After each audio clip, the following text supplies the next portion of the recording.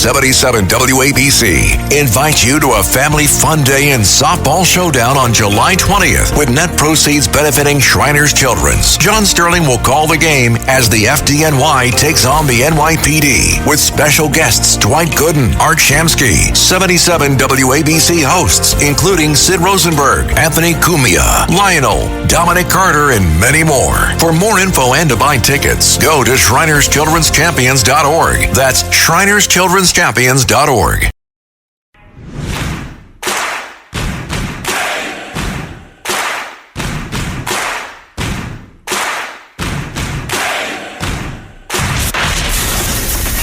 Attention Ditto Heads.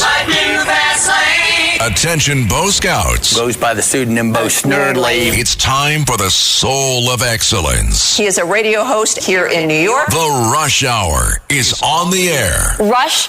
Now here's James Golden. Speaker, that's not what this country should be all about. Manu wasn't the only one. The only American citizen who's been targeted by the deportation machine, a deportation machine that will be unleashed on steroids by this one big ugly bill. We know that, in fact, is the case. That's not hyperbole.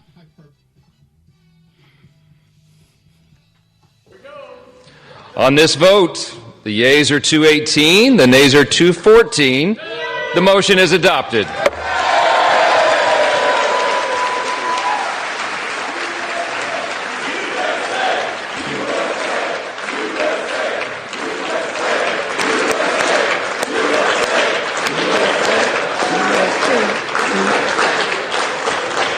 Yes, my friend, a glorious day in the United States of America, the BBB, the big, beautiful bill. H.R. 1 has passed. It was a thin margin, but we got there. And I just want to, at the onset, heap praise not only on the president, not only on the Republican Congress of the United States of America, both the Senate and the House, but on our very own Princess of Policy, who last Saturday predicted exactly how this would go down, and it went down to the letter. Now, after 8 hours and 44 minutes of Hakeem Jeffries trying to do his version of a filibuster in the House. The leaders, by the way, of both political, the Speaker and the House Minority Leader in the House, they can speak as long as they want. He took his minute, so they get recognized for a minute, but they can go on as long as he used that minute and stretched it out to 8 hours and 44 minutes.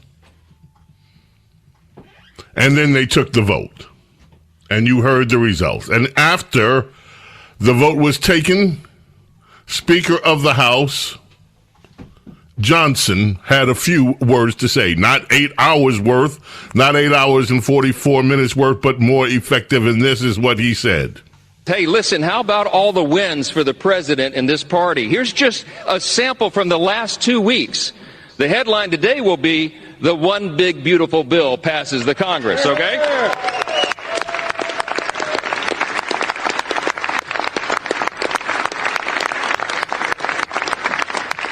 You got to hold your applause. There's too many wins. Are you tired of winning yet? No! Fourth jobs report in a row exceeds expectations. A sample of the headlines. Lowest monthly border encounters in U.S. history. We closed the border.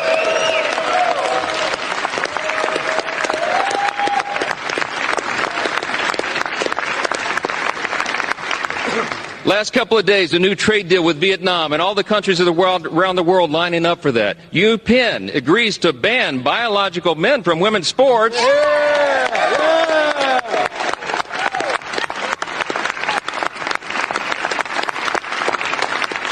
And they ought to give a personal apology to every female athlete impacted by that nonsense. Gas prices are at a 4-year low, my friends. The Air Force and Space Force both hit their 2025 recruiting goals 3 months early.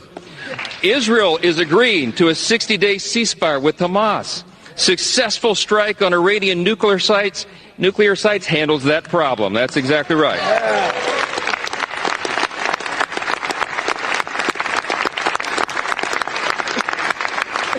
Strength is back. America's back. It's resulted now in a ceasefire deal between Iran and Israel. The NATO countries are increasing their defense spending, not just 2%, 5% of GDP, okay?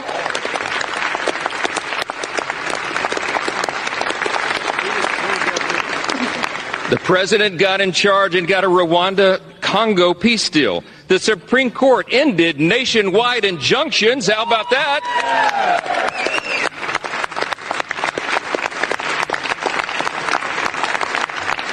That conservative majority on the Supreme Court also allows third country deportations. We've had a record high stock market, and we're signing a China trade deal. That's just the last 2 weeks. The last 2 weeks.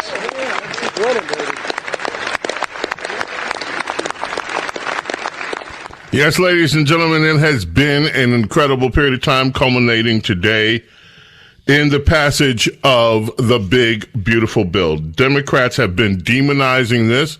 We have example after example of some of the things that they said would happen. There are American people who are genuinely scared of what comes next. And make no mistake about it, they are sincere in their fear. And if you listen to left-wing media, and that's all you listen to what we call the left wing or the mainstream media, if that's all you were listening to, and you were dependent, which is where Democrats like to see people, dependent upon them for their survival, if you are a person that is dependent on government in order for you to have any standard of living that is reasonable, there are reasons for some people to genuinely feel, if they watch these news reports, that their survivability might be threatened. In fact, we have exactly that. Let me give you an example. Cut 4 is it's just one of the Democrat Congress people from Colorado. His name is Jason Crow. He was on CNN earlier, and he was talking about what his constituents would think would happen if the bill passes, and it has. I've been talking to my constituents. I've been reading their letters. The fear, the anxiety. I mean, there are literally people that I'm talking to that I represent, Pam, who don't know if they're going to literally survive this. They can't pay for their health care bills, that have disabled children, and the coverage for these disabled children, the care that they need to be able to work, to be able to survive, to be able to get basic care is going to go away. This is the most brutal thing I have ever seen in my time in public office. Now, just a note about that. If, for instance, you're in the state of Colorado, if you're a resident in the state of Colorado, and you believe what they've told you, okay, this big, beautiful bill passes, if you are the parent of disabled children, you will no longer be able to care for your children. Well, that's a frightening thought. Anybody that has a child that is a special needs child knows how emotionally difficult it is to raise that kid, even if everything is right, even if you have the money, even if you have access to the best health care, to the best doctors. No one can take away your worry, just as all parents worry about their children, and no one can take away a parent's worry. But if you happen to be a parent and you're have a special needs child, and you hear that this big, beautiful bill is going to take you and put you in an economic circumstance that could crush your life and crush the life of your child who is already dealing with challenges. It is a fearful thing. And so my question listening to him is, he's a congressman in Colorado. Even if what the Democrats said about this is true, which it's not, but even if it were, do you mean to say that the state government that you pay so much taxes to, that the city, municipal governments that you pay so much taxes to, would abandon you and not do anything to help you or your family? That the only resources that you have would be the federal government? Do you mean to say that the good people in your community, the churches, the people that have hearts, the people that now come out in the streets and protest for people that don't even belong in this country to stay in this country and offer them all kind of assistance, do you mean to tell me that your fellow Americans would turn their back on these, the most truly, some of the most, as the Democrats like to say, vulnerable people in our country? No, of course they wouldn't. Of course they wouldn't. The Medicaid cuts that Democrats keep talking about are not cuts aimed at people with children on disability. They have a very different, quote unquote, target. And I don't even like to use the word target.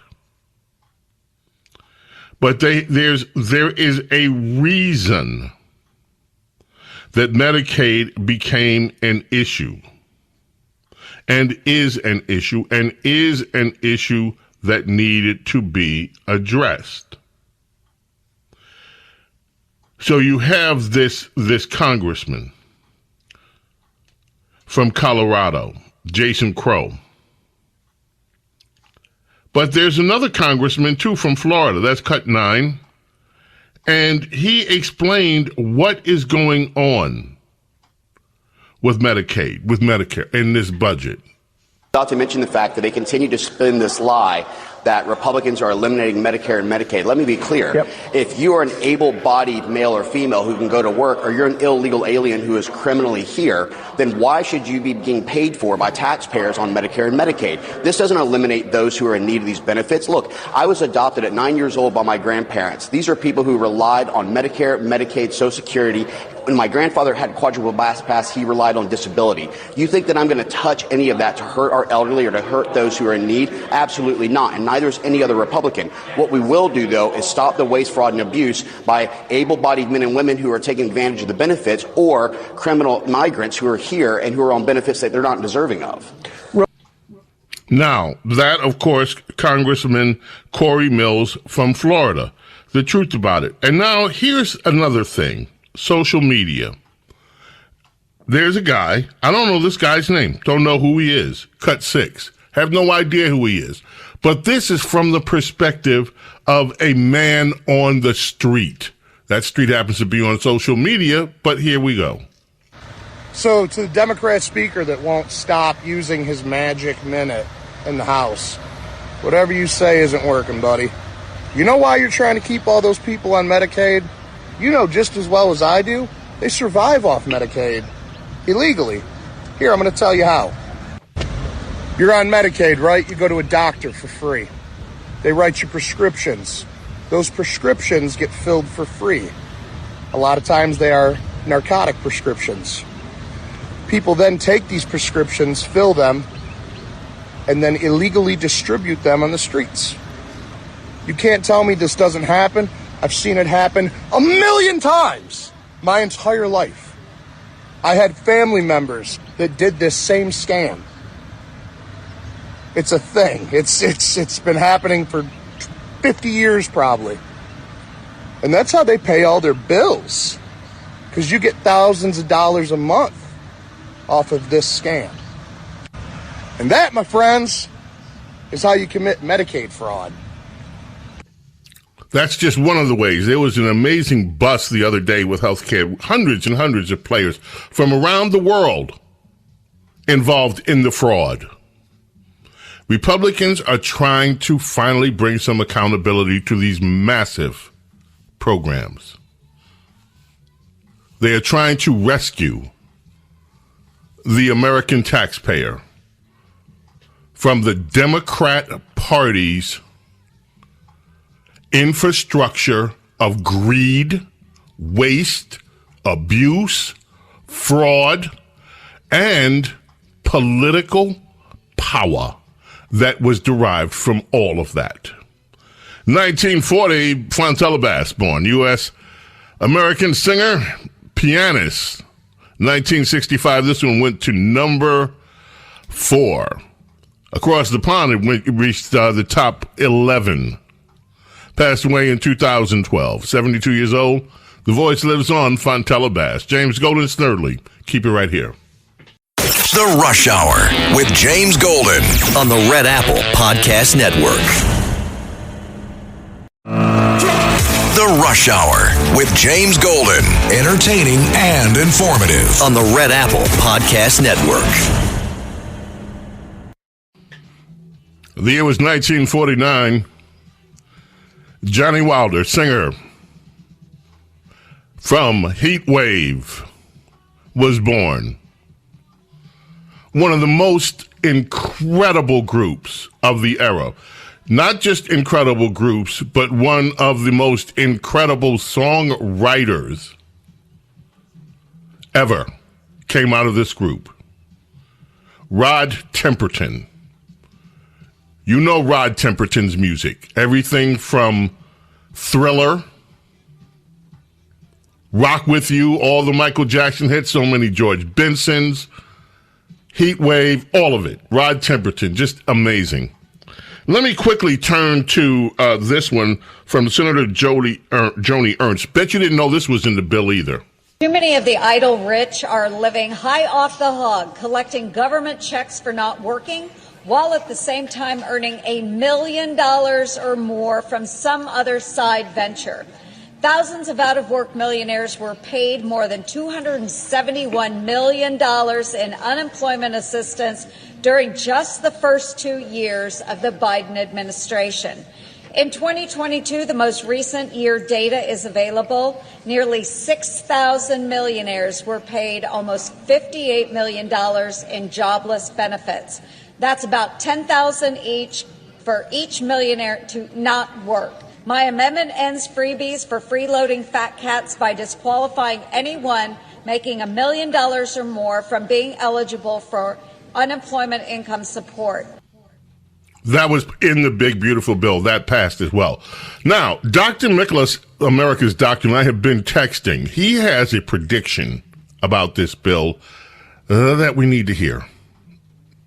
So we'll deal with that. The Rush Hour with James Golden on the Red Apple Podcast Network.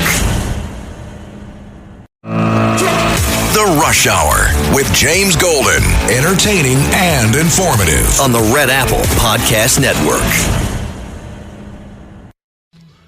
Laura Branigan, born on this day in 1957. Sadly, she passed away in 2004. Young woman. U.S. singer. This was her big hit. She came to a radio station that I was working at the time as music director, WABC in New York, when this record was peaking and was a hit, number up on the charts. And had a nice little flirt session with her. She was quite beautiful. Yes, I did. Did you go out on a date? No, we did not go out on a date. It was a nice flirt session. Didn't last long, but it was memorable. Very beautiful, very nice woman. I was so sad to learn that she had passed away early. That's good. At least you got your moment. That's great memories. Yeah, it was a little moment. A little moment with no payoff. But it was a great moment. Now, I mentioned that America's Dr. Peter Miklas had texted me, and he has some thoughts about this. And okay, I'm going to just read you what he said. I asked him permission. Could I read it? And Dr. McClure sent me a text that said, problem is you let 10 million illegal immigrants in, many who are sick with TB, hepatitis, syphilis, chlamydia, gonorrhea, parasites, viral disease. The good doctor says, look, he would rather they be treated so that they won't spread those diseases until they can be deported. It's not fair that they were let in, and now hospitals will have emergency rooms flooded.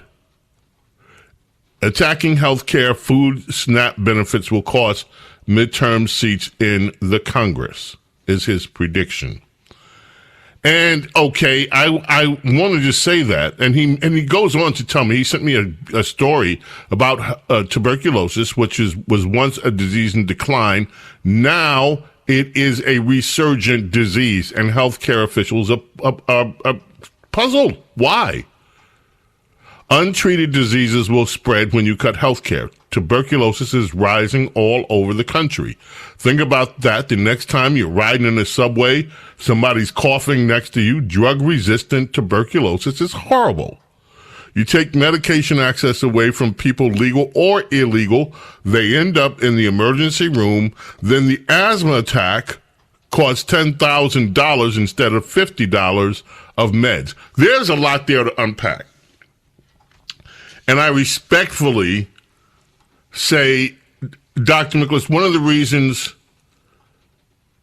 that we as a society where we are is because it does cost $10,000 for someone to walk into an emergency room with something where the end result is, oh, you have this, let me give you a prescription that cost a few bucks, and here you go. And that shouldn't cost $10,000 to begin with.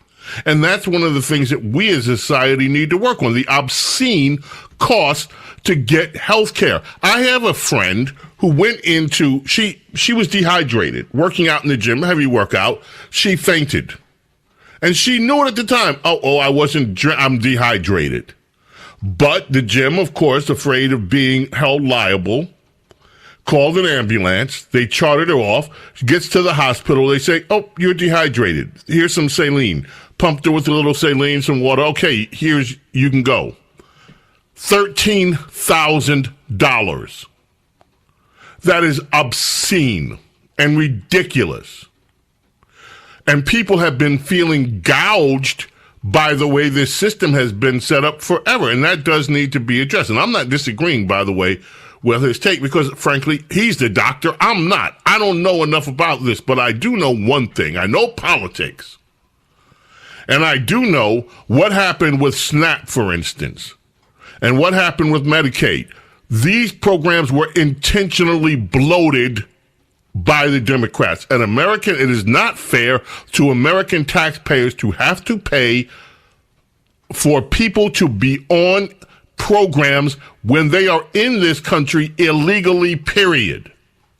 Somebody has to start looking out for the American taxpayer as well. And I understand that there are unintended consequences, and I'm glad he's pointing this out. I also want to refer you to Kim Strassel today in the Wall Street Journal, who talks about this bill and, in a way, offshoot of this question that Dr. Miklas has asked us to think about. And yes, we are going to think about this heavily. Kimberly Strassel, Wall Street Journal, has a piece today, Big Beautiful Distortions. It's in the Wall Street Journal. One of the things she goes through each of these charges. And what she says is that this big, beautiful bill addressing the so-called attack on the safety net.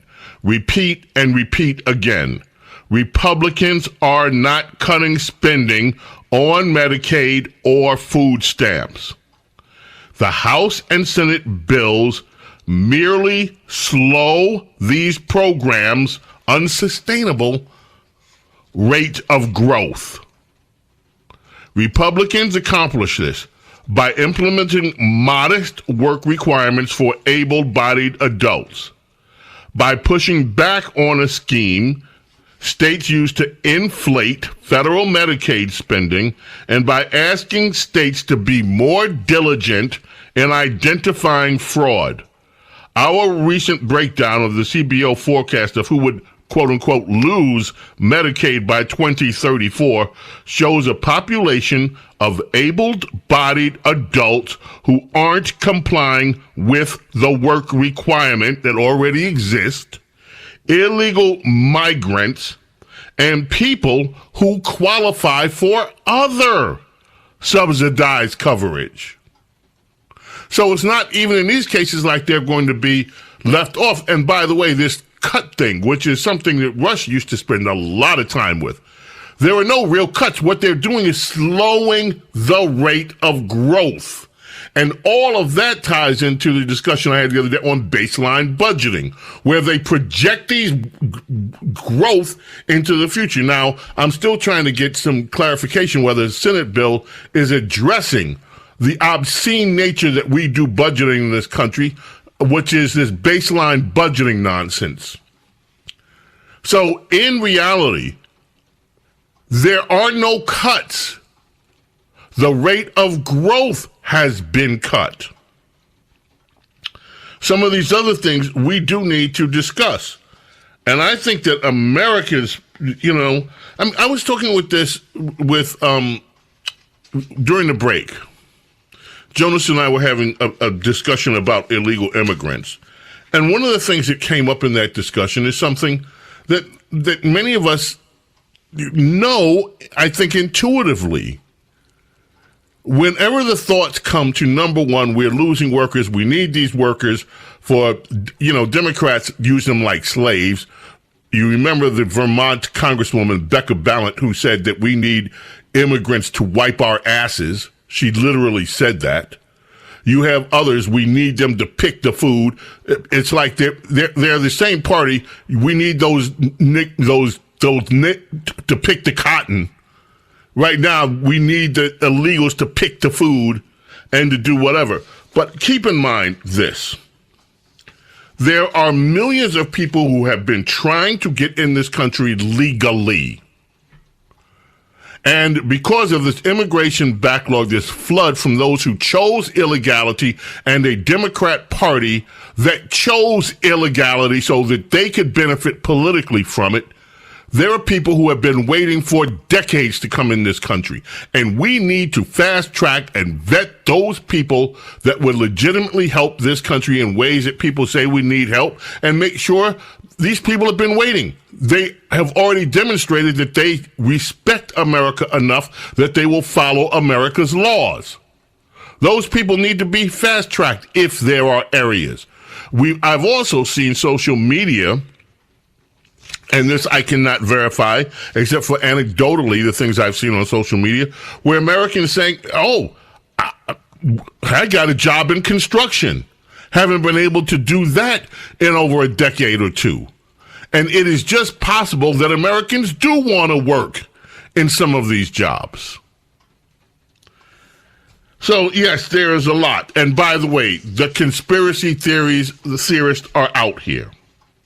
We played yesterday one woman, and this story is spreading all over the place, that these immigration flights, they're going over the ocean and dropping illegals into the ocean and then turning around back. And then you have people that used to be on networks, like that Joy Reid character.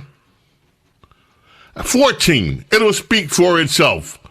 The Joy Reid, thankfully no longer on television, and you have to actually seek her out, do a little hunt to find her, but she still pops up. Okay, one more thing. Let me just do a public service. Since the 1930s, the medical establishment has never wanted to have universal health care. They didn't want to have Social Security. The super rich fought Social Security in the 1930s. They fought Medicare and Medicaid in the 1960s. Medicare and Medicaid are the only way that many seniors and poor people can get health care, and rich people do not want it. They've been wanting to get rid of it, and they've been looking for an entertainer who could be dazzling enough to poor folks to get them to vote to get rid of it for themselves. Y'all did that in 2024 by electing Donald Trump. He played you because he told you he was going to get rid of tax on tips and tax on overtime. He's not going to do that. That's not going to happen. This is about stealing your money and giving it to Jeff Bezos from Amazon, Mark Zuckerberg from Meta, and Donald Trump. They're stealing from you. and using your fear of immigrants and trans people to do it. This is beyond absurdly stupid. It is ridiculously absurd beyond almost belief. Rich people who have enough money to pay for their own health care, by the way, and don't need yours. Rich people who actually donate to build hospitals so that they can serve people, and who are among the most philanthropic people in the world. Many of them, not all. Rich people want to make sure that you don't have money for health care. How utterly stupid and ridiculous can any kind of theory like this be? They've been waiting for an entertainer for decades to come so that they could get rid of your health care and give the money to Jeff Bezos and to this is absurd. But this is what passes for thinking. The reason that people objected to government health care has to do with exactly what has happened. If you look at the implementation of Medicare and Medicaid as government health care systems, once the government began paying for it, it opened the floodgates to fraud. It opened the floodgates to price hikes. You look at the cost that Americans paid for their health care before the government introduced Medicaid and Medicare per individual, and look at the cost today. Once these government programs were introduced, the trajectory of costs in America skyrocketed. Because one thing, one rule, we know, if the government pays for something, you get more of it. Because more people, if the government's paying for it, let's cash in.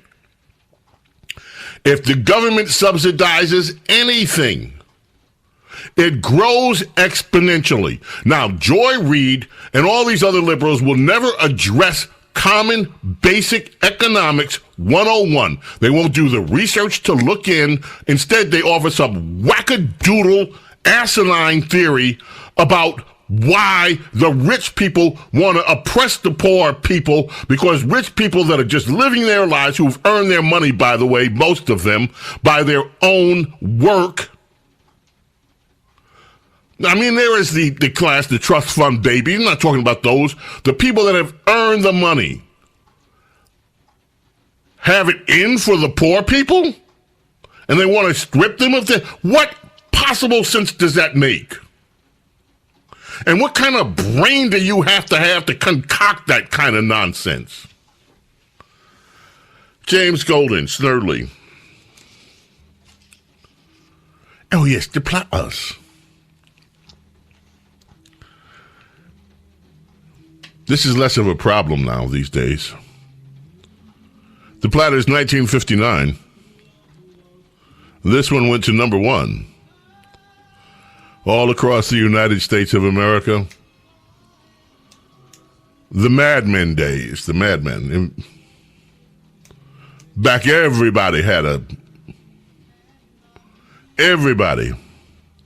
drink. Well, not everybody. But if you look at TV, you'd think it was almost everybody from back then.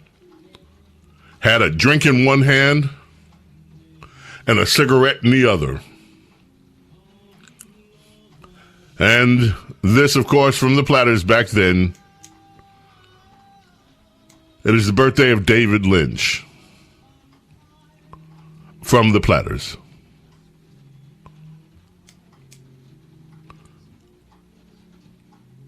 Smoke gets in your eyes. James Golden, Snerdley. Keep it right here. Don't go away. The Rush Hour with James Golden on the Red Apple Podcast Network. The Rush Hour with James Golden. Entertaining and informative. On the Red Apple Podcast Network. The year was 1971. This is the sad day in music history. Jim Morrison, The Doors, found dead in a Paris, France bathroom. It's in the bathtub. Anyway, 25th anniversary of his death. 25 years later, 15,000 fans showed up in France at a cemetery where he's buried to pay their respects to him. Jim Morrison. Dr. Nicholas, America's doctor, wants to remind everybody, protect your eyes if you're going to be around fireworks. Wear sunglasses to protect your eyes from cataracts. Wear sunscreen even on babies to protect your skin if you are going to be out in the sun. And he and I are going to have a long talk about the cost of medical and what this bill actually does, doesn't do, and what reforms are still needed. Meanwhile, Hakeem Jeffries. And so as I take my seat, I just want to say to the American people that no matter what the outcome is on this singular day, you lost on this singular day. We're going to press on. We're going to press on, baby. We're going to press on. Yes. That's what I'm talking about. We're going to press on. I'm going to say it a few more times. I need an iron here. We're going to press on for our children, press on for our seniors, press on for our veterans, press on for our unions, press on for our farmers, press on for our dreamers, press on for working class Americans, press on for the middle class, press on for all who aspire to be part of the middle class, press on for the poor, press on for the sick, press on for the afflicted, press on for the least, press on for the lost, press on for the left behind, press on for the rule of law, press on for the American way of life, press on for democracy. We're going to press on until victory is won. I yield back. We're going to press on for the pedos because we're Democrats. We're going to press on for the illegal immigrants because we want them because they help us stay in power. We're going to press on, my friends, for the criminals because we want every criminal out of jail and on the streets of the hood where they belong. We're going to press on for men that think that they're girls and girls that want to be men. We're going to press on. We're going to press on, my friends, and press on and on and on till we make sure that every tax dollar that we want is in our pockets. All your money. We're going to press on till we get it. If you ever get us power again, we're going to press on and make sure that all them Republicans pay a price for actually saying that you deserve some of your own money. We're going to press on and make sure that we can build the communist society that we have been trying to build. We got a good choice there in that Mondami fella. We're going to press on. We're going to press on till we can't press no more out of you. We got to go. God bless each and every single one of you, your families, your loved ones. God willing, back tomorrow for the 4th of July. Until then, my friends, I bid you adieu. Bye. Thanks for listening to Bo Snerdley's Rush Hour. You can hear Bo Snerdley's Rush Hour weekdays at 4 on 77 WABC. If you like the podcast, share it with your friends and listen anytime at WABCRadio.com and download the WABC Radio app. Hit that subscribe button on all major podcast platforms. Plus, follow WABC on social on Instagram, TikTok, Facebook, and X. See you next time for a new episode so you never have to wonder. What the heck is going on here? 77 WABC invites you to a family fun day and softball showdown on July 20th with net proceeds benefiting Shriners Children's. John Sterling will call the game as the FDNY takes on the NYPD with special guests Dwight Gooden, Art Shamsky, 77 WABC hosts including Sid Rosenberg, Anthony Cumia, Lionel, Dominic Carter, and many more. For more info and to buy tickets, go to ShrinersChildren'sChampions.org. That's ShrinersChildren'sChampions.org.